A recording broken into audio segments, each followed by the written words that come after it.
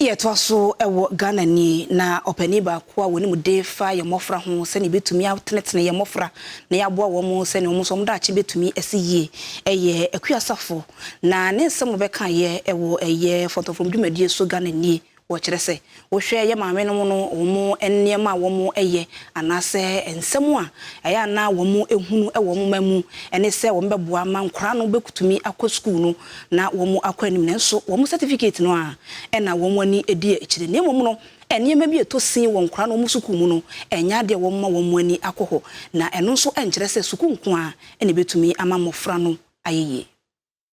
de waka no enokre ye ka se obi a successful child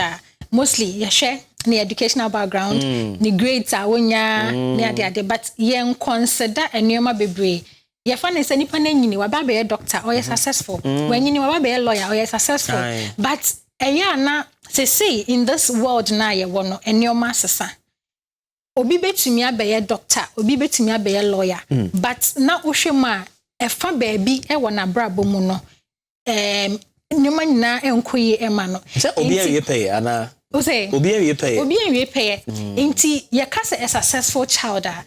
me de me ka se yen aya enye se school enye school eye me I am for school school ehu hia papa those schools what could become senior brofism na mo ide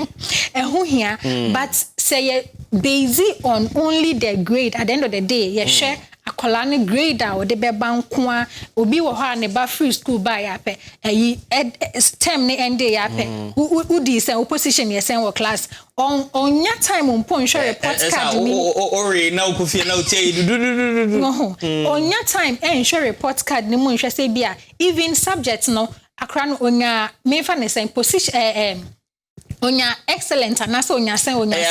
eno ane se position no ye mane esimi say akola efelia enye that is the grading system no so na me fa ne say akwakoye ultra exams are you don't have to copy you don't have to ask anyone and me no be ya adwen say in this era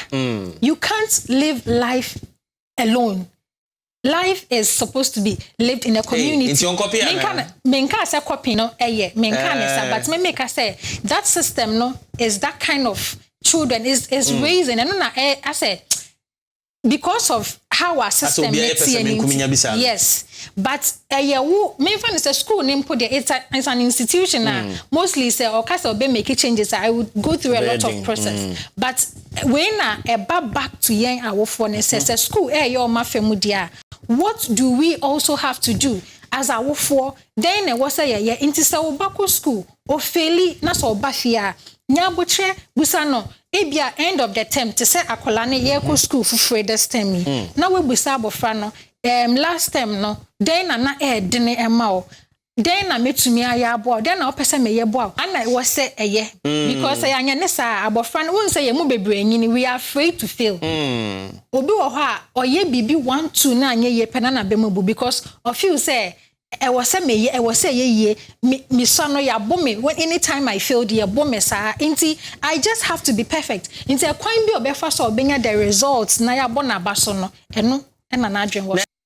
asemo ama me akuya ka no eye no kretrudo ye maame no no bebre na mpo akora no efri ne mmofra mu no akọ ne mpani mu no ase wokọ adolescent age no ye nim se ne be kire akora no ne ema bi na watumi ahwe so no wonu se mra no ye akora botofo no ene sese wafiri mu onyini eno nti nyema ba akomienu bi wo ho no mani se woye ade bi wo ho koya anhwe ade asem foforo be fi yentumi nya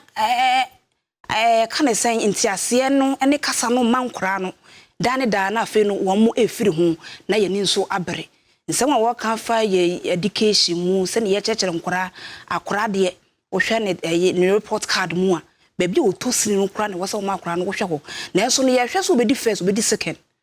ye nim kwan akora no fa so a wonya second first no nti ade ba akọ wo se ye ne maame no mo ene yi mo hwe ema yen ene se mo betumi anya asetena pa ama yen na motumi ahwe ne mamu na mo ahwe echi se ne be ya ye kọ no ni bi wo ho no mo ye ni hunu se ye no na enye no betumi atenetene yen ade yafa ekwan papa no so